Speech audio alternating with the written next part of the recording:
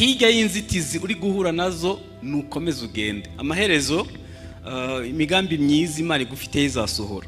Kureba kumenya ko hirya y'umusaraba amavi yose arapfukama, indimi zose zamenya ko Kristo ari Uwiteka. Muzi ikintu kitwica ni igihe wumva uri wenyine, noneho ukagwana nkaho ushaka kwirengera kandi n'umundi ntaco akora kuri izo nzitizi. Nubwo bimeze gutyo, itorero riravuga ngo nimukomeze. Umwuka wera atanga ubushobozi bwo kwishima ntagishimishije gihari. Umwuka wera atanga ubushobozi bwo kugira amahoro kandi uri mu mahoro make. Imana hari ubwo izakunyuzaho utumva, uzayigira icyizere ko ahi kujyana ari heza. Twakoze ubukwe n'uriya mukozi w'Imana,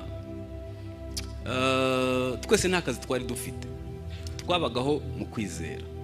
Noneho bene data bangirira imbabazi, baravuga ati rero wakodesheje inzu ihenze kandi ntufite akazi uzaseba. Barambwira ngo twakuboneye akazu k'ibihumbi 10. Ngiye kukareba sanga nakazu kenda nko n'intebe zo muri salo zitakwigwamo. Noneho numva ndababaye cyane pe. Ndababwira bene data mwari mugize neza kungirira imbabazi, ariko ari ibihumbi 100 simbihembwa n'ibihumbi 10 simbihembwa. Imana twambikanye impeta, ngiye nayo twakoze amasezerano. Nindara mu muhanda tuzarana nayo mu muhanda, ninseba tuzasebana, ninubahwa tuzubahano, sinzava mu nzu. Ndashimira Imana kuva 2004 ntabwo nigeze mbura ubukode, sinasebye pe, kubera ko ngiye nayo twambikanye impeta. Imana n'umufatanya bikorwa wayo, mu byo nyuramwe byose n'umumfatanya bikorwa. Emera Imana iyobora intambwe zawe. Hari ukuntu ibireka bigatinda ishaka kuzabirimburana n'imizi, hanyuma wowe urashaka kwiguha ibyaka kanya. Yihorere izikiri gukora. Iyo Imana yemeye kuca mu nyanja itukura, ibigira ngo nugera kuri Yorodani uzakoresha experience yo ku nyanja, uzibuke ko yakamije inyanja ibasha no gukamya Yorodani.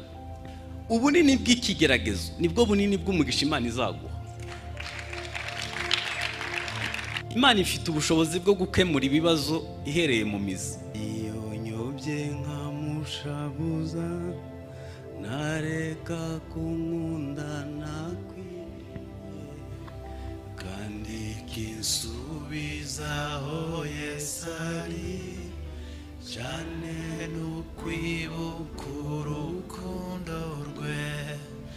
Nishimiye ko Yesu ankunda, arankunda, arankunda. Nishimiye ko Yesu ankunda, nubwo ndakwiriye. Ninde ubwiza bwe bwo mw'ijuru, nzajya ndirimba igiteka ryose, nzayamamaza ndirimba nti Yesu nikicakunkundishije. Nishimiye ko Yesu ankunda, arankunda, arankunda. Nishimiye ko Yesu ankunda, nubwo ndakwiriye. Kandi urukundo nirwo rwazanye Yesu kunshunguza urupfu rubi, koko arankunda ndabizi neza, nanjye ndamukunda ndamushima.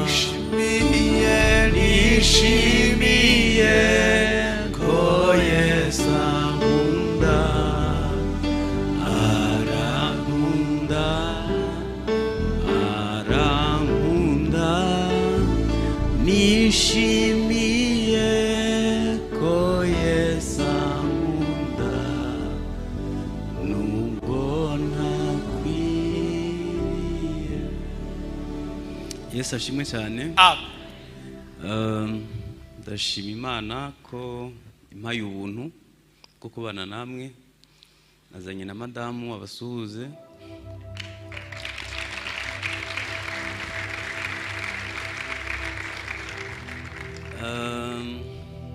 N'abana nari kuba nabazanye nuko bari ku ishuri. Ubwo utanzaza mbazanye. Ndashimira ubutumire mwarakoze mushumba. Hanyuma mwagize neza namwe ko mwaje. Ndasaba imbabazi ijwi ntirimeze neza kubera ikirere, ariko biraza kugenda neza. Reka dusome kuva 14 umurongo wa 13.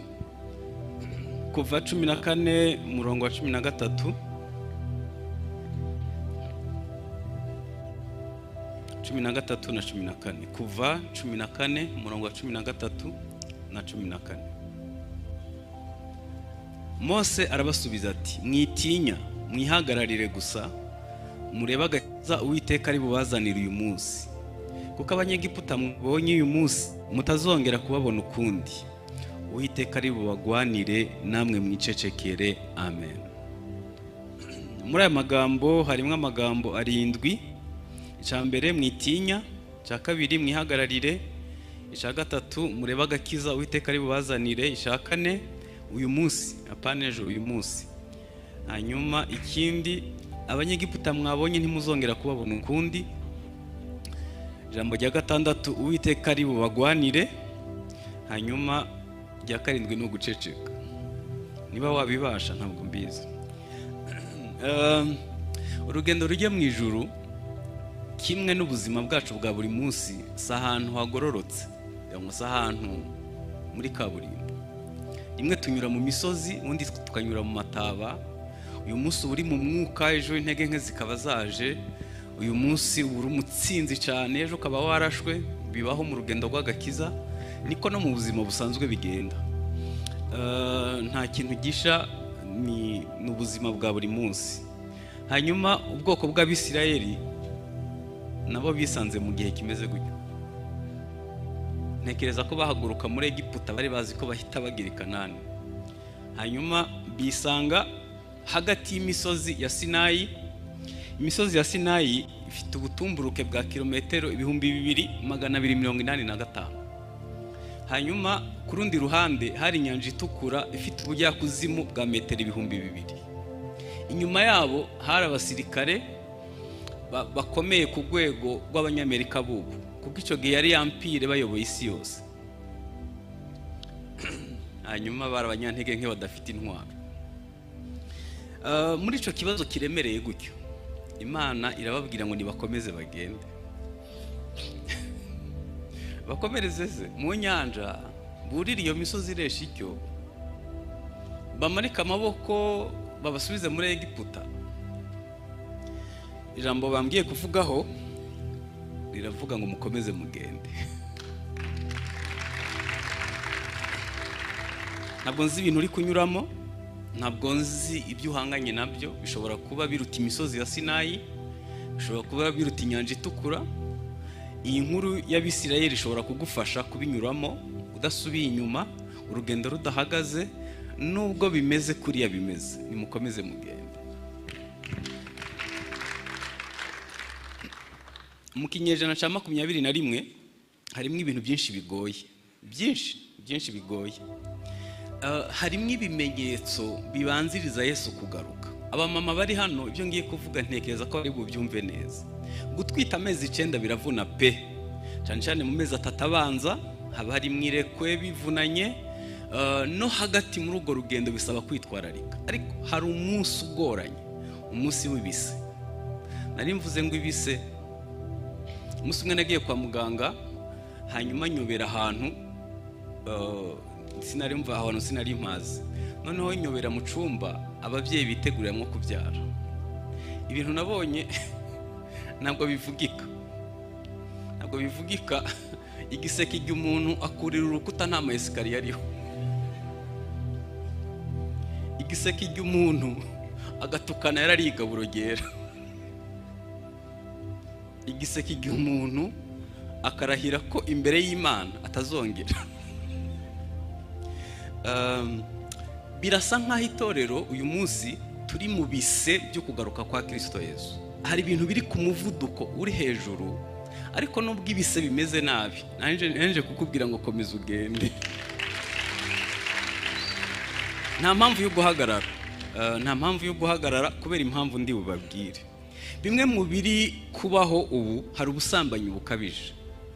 Iyo tuvuze ubusambanyi, pornography, ubutinganyi, ntabwo nkunda imibare, hanyuma hano turi mu rusengero ntabwo ndi bubikore, ariko hano mbajije umuntu utarareba pornography hano, humura ntabyo ndi bubaza. Imana ishimwe ko na telefone iriho kode, ko hari umunsi bizagukoza isoni. Nye mu magurupe menshi ya WhatsApp hari ukuntu bicika umuntu bigahita bigwa nko muri groupe, akavuga ngo mumbabarire ngo n'umwana, uwo mwana bikuye he koko? Abana baragowe.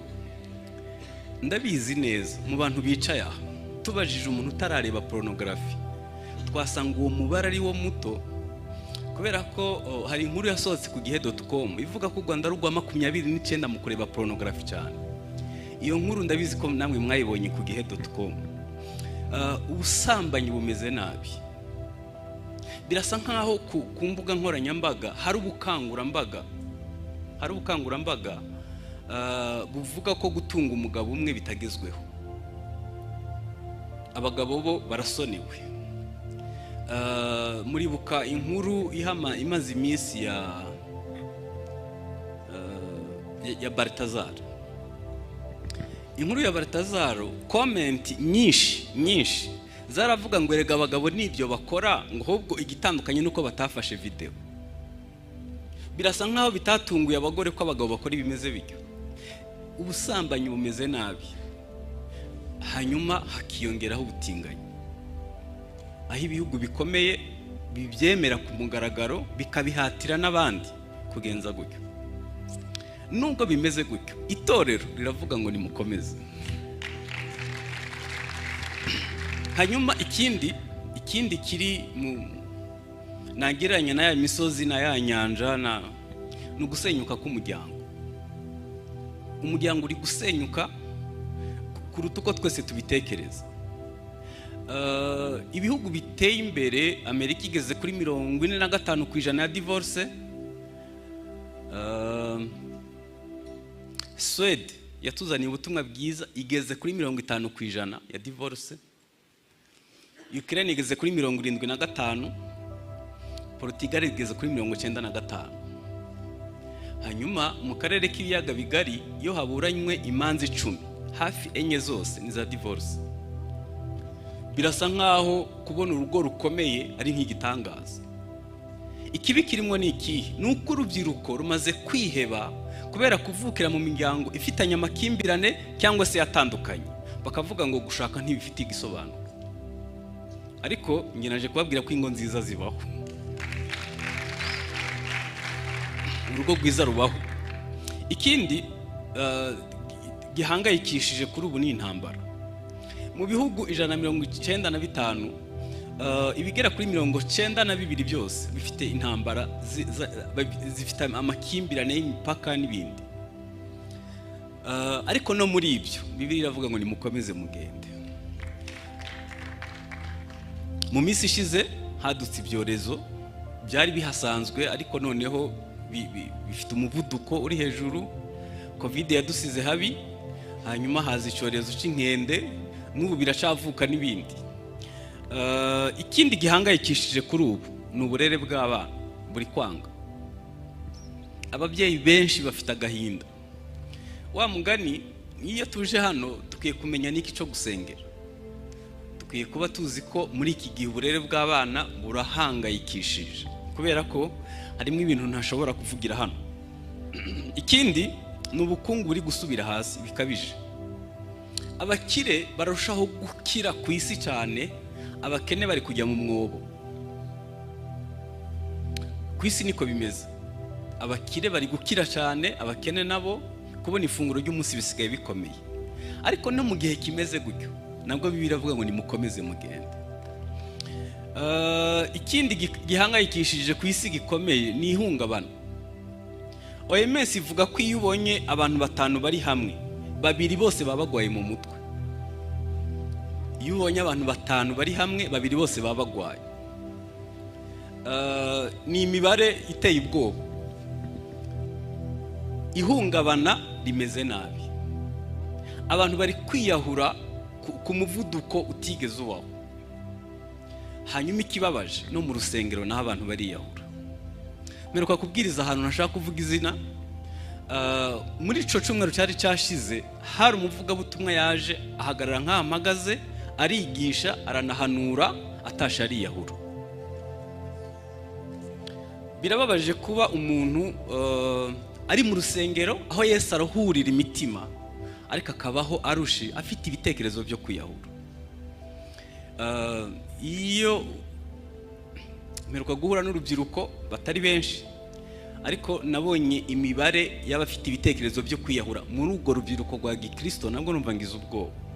Ihungabana rimeze nabi kandi biranumvikana. Uzi gushaka umugabo, uzi ko azasimbura musaza wawe na papa wabuze, akaba byose, ugahita ushaka umugabo aseka ari uko yibagiwe. Uzi gushaka umugore, uzi ko azasimbura abashiki bawe na mama wawe wabuze, hanyuma ugahabwa keya, ugahita ushaka umugore w'umunyamahane uvugira mu cumba no muri salo no muri koridoro, donc ubera hose cyane kubera amahane menshi. Agahinda gakabije sinavuga ngo gafite ishingiro, ariko ibyo tunyuramwo rimwe na rimwe ntibikwirwa mu mutwe. Ikindi ni akarengane k'itorero. Turashima Imana ko turi gusenga imiryango ikinguye, leta ibyemera, ariko Nigeria siko bimeze, abakristo bashize. Iterabwoba rimeze nabi, Sudani na hano haruguru Somalia bimeze nabi. Aya mahirwe ritwe tuyafite twenyene, hanyuma nimutayakoresha neza, sinzi ntabwo dukwiye guhega ubuntu bw'Imana kubupfusha ubusa. Nujya ubona wagize amahirwe yo kuba mu iteraniro nk'iri, gerageza ukonsome byinshi bishoboka. Nge nakuriye mu giturage, hari abantu bitwa abavumvyi, abantu baza kuvumba, bagendana imiheha. Yakura y'umuheha, yakurura agakurura nka litiro 3, kubera ko yarazi ko ari batari bumwongera. Nugira amahirwe ukagera nk'aha twageze, gerageza ukurure byinshi bishoboka, ejo bishobora kudashoboka. Hanyuma ikindi duhanganye naco n'ubuyobe. Matayo 24 haravuga ngo mwirinde hatagira umuntu ubayobye. Bamubajije ibimenyetso bigaragaza ko agiye kugaruka, ikintu yagarutse inshuro nyinshi ni ubuyobe. Ntabwo ndi buvuga ubuyobe buri muri uyu mujyi, namwe murabuzi. Hanyuma ikindi ni iterabwoba rikabije ku isi. Hari iterabwoba ku isi, ibihugu byinshi birimo guhangana n'iterabwoba, kandi buri munsi biravuka. Babagwanye Afghanistan bakajya Nigeria, babagwanye Somalia bakajya muri Congo. Ku isi hari iterabwoba, kandi ibyo ntabwo tuzi ko abo bihiga bambere ari abakristo. Dukwiye kuba tuzi ibyo duhanganye nabyo. Ubwo wakora liste ndende kuruta ibi navuze, ni byinshi kuruta ibi, nawe ufite ibyo uhanganye nawe ku giti cyawe. Ubwo simvuze ingwara. Abantu benshi bafite inkuru mbi babwiwe na muganga, tugusanzemo diabete, tugusanzemo kanseri, ufite umuvuduko, tugusanzemo. Ibyo abantu babasanzemwo ni byinshi, ariko Imana ishimwe ko turi ahantu aho Bibiliya ivuga ngo bazarambika ibiganza ku bagwayi bakire. Rimwe na rimwe dukeneye ibiganza birimo umuti bishobora gukiza ingwara, kubera ko ingwara zimwe na zimwe kwa muganga ntizivugwa, ariko nitugira kwizera ubuntu bw'Imana buzatubaho, hanyuma twirukana ingwara. Niki dusabwa kugira ngo tubashe kunyura muri izi nzitizi? Bibiliya yatubwiye ngo nuko mukomeze mugende. Icambere dukwiriye gukora cyangwa se icyo dusabwa, dukwiye kwiringira Imana kuko niyizi icyo yabikoraho. Dukwiye kwiringira Imana kuko niyizi icyo yabikoraho. Imana hari ubwo izakunyuza aho utumva, uzayigirira icyizere ko aho ikujyana ari heza.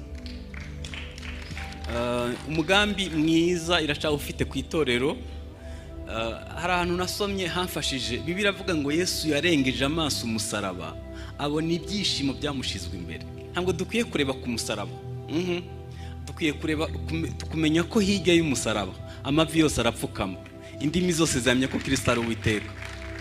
Hirya y'inzitizi uri guhura nazo nukomeza ugende, amaherezo imigambi myiza Imana igufitiye izasohora. Ntabwo ukwiye kwita ku isoni z'umusaraba, ejo ni heza kuruta uyu munsi. Cya kabiri, emera Imana iyobora intambwe zawe. Iyo bivuze ngo emera Imana iyobora intambwe zawe, ubwo bivuze ko Imana ari umufatanyabikorwa wawe mu byo unyuramo. Muzi ikintu kitwica ni igihe wumva uri wenyine, noneho ukagwana nkaho ushaka kwirengera, kandi n'umundi ntacyo akora kuri izo nzitizi. Hari inyanja itukura, hari amagare ya Farawo n'abasirikare batoranijwe, hari imisozi ya Sinayi. Ubwo urabigenza ute? Wakwiringiye Imana rimwe na rimwe wumva ari wowe ugiye guseba wowe. Twakoze ubukwe n'uriya mukozi w'Imana, twese nta kazi twari dufite, twabagaho mu kwizera. Noneho bene data bangirira imbabazi, baravuga ati rero wakodesheje inzu ihenze kandi ntufite akazi, uzaseba. Barambwira ngo twakuboneye akazu k'ibihumbi 10. Ngiye kukareba nsanga n'akazu kenda nko n'intebe zo muri salo zitakwigwamo. Noneho numva ndababaye cyane pe. Ndababwira bene data, mwari mugize neza kungirira imbabazi, ariko ari ibihumbi 100 simbihembwa, n'ibihumbi 10 simbihembwa. Imana twambikanye impeta, ngiye nayo twakoze amasezerano. Nindara mu muhanda tuzarana nayo mu muhanda, ninseba tuzasebana, ninubahwa tuzubahanwa, sinzava mu nzu. Ndashimira Imana kuva 2004 ntabwo nigeze mbura ubukode, sinasebye pe, kubera ko ngiye nayo twambikanye impeta. Imana n'umufatanyabikorwa wayo mu byo nyuramwo byose, n'umufatanyabikorwa. Emera Imana iyobora intambwe zawe. Ubwo bwibone bwo kumva ari wowe uri busebe, ari wowe bavuze, nyene niba ari wowe uzanaseba, ariko niba uri kumwe n'Imana musebanye ntaco bitwaye, mwubahanywe nabyo bizaba ari byiza. Hanyuma kubwayo izabyikorera, ntacatuma izina ryayo ritukwa. Cya gatatu, Imana ifite ubushobozi bwo gukemura ibibazo ihereye mu mizi. Imana ifite ubushobozi bwo gukemura ibibazo ibihereye mu mizi. Twe turashaka ko Imana, ubwo ni kuva 14:4 haravuga ngo ndanangira umutima wa Farawo abakurikira, hanyuma nziheshereza icubahiro kuri Farawo no ku ngabo ze zose, abanyegiputa bamenye ko ndi Uwiteka.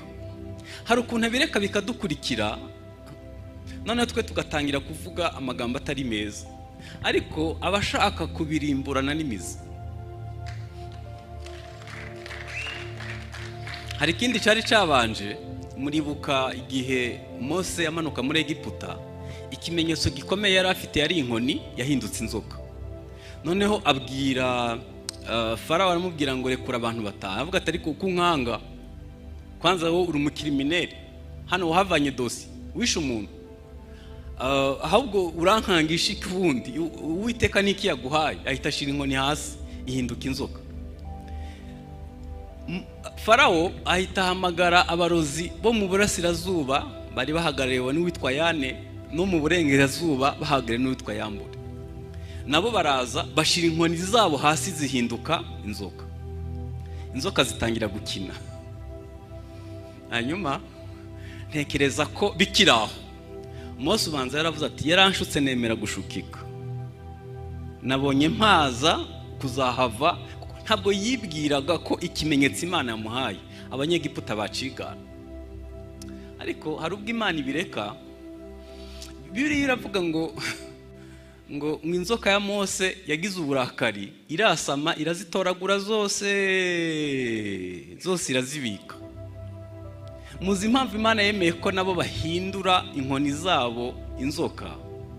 Ubundi uburozi bwabo bwose babugendana mu nkoni, yagira ngo ibufatire icyarimwe, kuko ibimenyetso bikurikiyeho baravuga ngo ntaco twabikoraho biri mu rutoke rw'Imana. Hari ukuntu ibireka bigatinda ishaka kuzabirimburana n'imizi, hanyuma wowe urashaka kwiguha ibyaka kanya, yihorere izikiri gukora. Cyakane, inzitizi yose ureba imbere yawe ukwiye kwibonamwe amahirwe masha.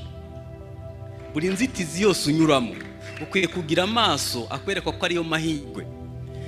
Ubunini bw'ikigeragezo nibwo bunini bw'umugisha Imana izaguha. Yosefu yibwira bene se yaravuze ngo kubwanyu mwashatse kungirira nabi, ariko Imana yarabihinduye kugira ngo izakize abantu benshi be gupfa. Yosefu yari afite amaso amwereka ko kuba yaragurishijwe ari nta kibazo, na Potifari yamufungishije nabyo ari nta kibazo, ahubwo Imana yagira ngo itunge ibihugu 120 bitazicwa n'inzara.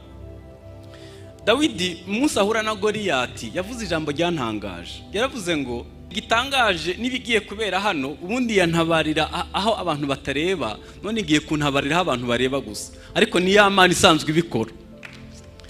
Ubunini bwa Goliyati bwahesha Dawidi ubushobozi bwo kumuhamya ibuye, kubera ko iyo kabara akantu gato kugahamya byari bigoye. Hanyuma Dawidi yaravuze ngo uyu munsi ngiye kukwica ngo uce umutwe nkugabura ibisiga byo ku gasozi, isi yose iramenya. Hari ukuntu Imana ibireka bikaba binini ishaka kwiyubahisha ku isi hose. Uzabura byumva ntaco bitwaye. Imana ishobora kudutabara mu idubu no mu ntare aho abantu batareba. Ubundi hari ibintu Imana itwigisha ishaka kutwubakamwo ubushobozi tutazandika mu bitabo, tuzazatangamwo ubuhamya, tutazabitangamwo n'ingero, bikaba ari ibintu uzinanyeho nayo muri babiri. Ariko ibyo bintu biguha experience. Iyo Imana yemeye kuca mu nyanja itukura, ibigira ngo nugera kuri Yorodani uzakoresha experience yo ku nyanja, uzibuke ko yakamije inyanja ibasha no gukamya Yorodani. Nijo dukwiye kureba gusa. Ariko nitukomeza kuvuza induru, inyanja, imisozi, ingabo, bizarangira tutamenye ico twagomba kwiga. Cya gatanu, igihe turi mu bibazo ni byiza kugira amahitamo meza. Mwibuke ko ibibazo bizana gukomereka, kandi iyo umuntu yakomeretse icambere gipfa na amahitamo. Kavuga ati nubundi ndashaje, nubwo hataza umukristo napfa kumwemera. Ibaze kugira ngo amahitamo yawe apfe kugeza ubwo waba umukobwa w'umukristo wakwemera umupagani kubera ko watinze gushaka. Ndi nkawe rero nabwira Satani ngo nubwo nzapfa ntashatse sinzikuraho kubunyangamugayo, nzakomeza mba umukristo mu bintu byose kandi kugeza gupfa. Amahitamo ni ikintu gikomeye, kandi gupima ko amahitamo yawe yapfuye ntabwo byansaba iminota 10.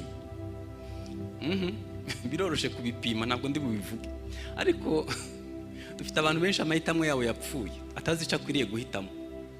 Ariko nanone ntugahitemo ibintu biciriritse, kuko Imana ikora bito ni nayo ikora binini. Niba ntacyo wakwikorera hitamwe iby'agaciro. Paulo yaravuze ngo ibiboneye, ibitunganye, ibyo kubahwa, ibyicubahiro, mujye mutekereza ibintu bidaciriritse. Nujya imbere y'Imana, hari urugero nkunda gutanga abankurikira benshi bararuzi. Twagiye gusenga, Imana yatubwiye ngo nimusabe icyo mushaka, mpitansaba Imana 2020. Imana irayampa nimugoroba nari nayamaze, sigara mvuga haje Imana yatubwiye ngo iki. Izo ngeri bimbwira ubu narakuze. Tukwiye kugira amahitamo meza. Nuhitamo kwiyanduza, mwari muzi ko Imana izacira umuntu urubanza ikurikije amahitamo ye. Ako kantu Imana ntiyagahaye abamarayika, ntiyagahaye n'inyamaswa, yagahaye twe. Izagucira urubanza ikurikije amahitamo yawe. Dukwiye kwiga guhitamo neza n'igihe turi mu bibazo. Biroroshe gupima ko amahitamo ari mazima. Iyo ugiye mu isoko ugura umuneke, hanyuma umutima umwe ukakubwira ati ariko wawutonoye ukawurya, ukibuka ko abanyarwanda batarira mu isoko, hanyuma ukihangana ukawutwara ukawugeza ku meza aho ufungurira. Amahitamo aba akiri mazima, ariko iyo utsinzwe ukawurira mu isoko cyangwa mu nzira, nyine biba bigaragaza ko amahitamo agwaye. Dufite abantu bazi ibyiza bakwiriye gukora, ariko bibananira guhitamo. Urabizi ko kubyuka gusenga mu gitondo ubwonko butarananirwa, urabizi ko ari byiza, hanyuma byakuraniye guhitamo, ugahita usenga ugiye kuryama, kandi ubwo urebye filime amasaha 4, ugahita uvuga ngo musenge muri make, imibiri inaniwe yarimo gukora iki?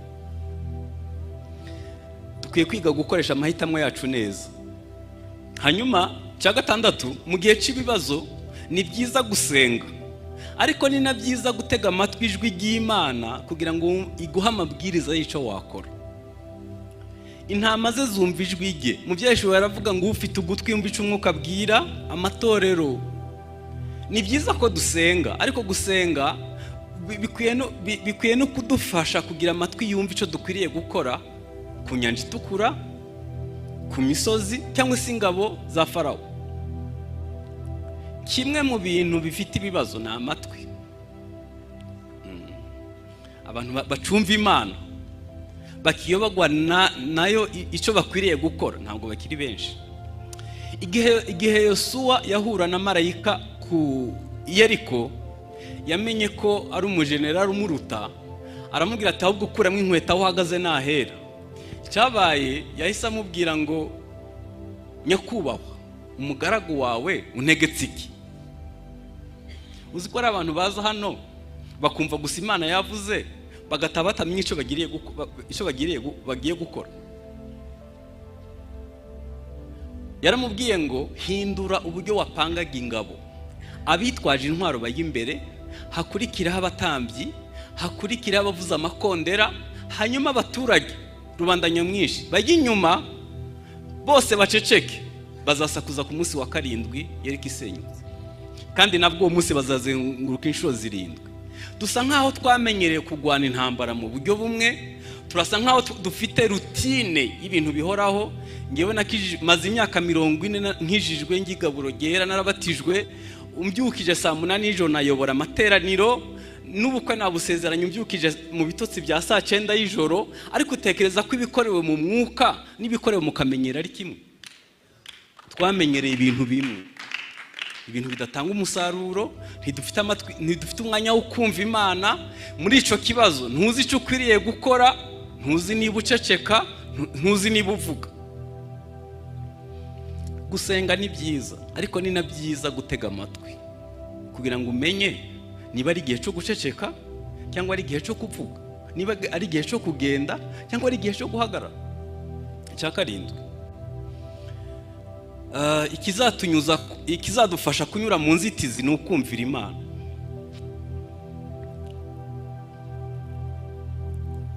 Kuva 14 umurongo wa 16 baravuga ngo nawe umanike inkoni yawe, urambura ukuboko hejuru y'inyanja, uyigabanya Abisirayeli bace mu nyanja hagati nko ku butaka. Ntabwo ari Imana yonyine yagabanyije inyanja itukura. Yaramubwiye ngo nawe umanike inkoni ugabanye. Sinigeze kubabwira ko Imana ari umufatanyabikorwa. Hano hepfo mu Bibare muri 1998 haberaga igiterane kinini ku musozi. Hanyuma haza umuntu ufite kanseri mu nda, haboze pe, umeze nabi. Baramusengera, Imana ivuga numva, iravuga ngo nibafata amazi bayasengere bayamuhe. Bazana amazi mu gacupa, barayasengera barayamuha, hanyuma ya kanseri yose itirasohoka. Imana ishobora gukiza yonyene, ishobora no kukubwira ikindi wakora. Ni byiza gutega amatwi Imana. Intama ze zumva ijwi rye, intama ze zumva ijwi rye. Dukwiye kugira amatwi yumva Imana kugira ngo tuba abafatanyabikorwa n'Imana. hanyuma mwibuke ko hano yababwiye kwambukira humutse. Mutekereze ufite igihunga c'ingabo za Farawo, hanyuma ikakubwira ngo yego ngabanyijemo inyanja ariko tegereza humuke. Ubanza wakwemera kwambukira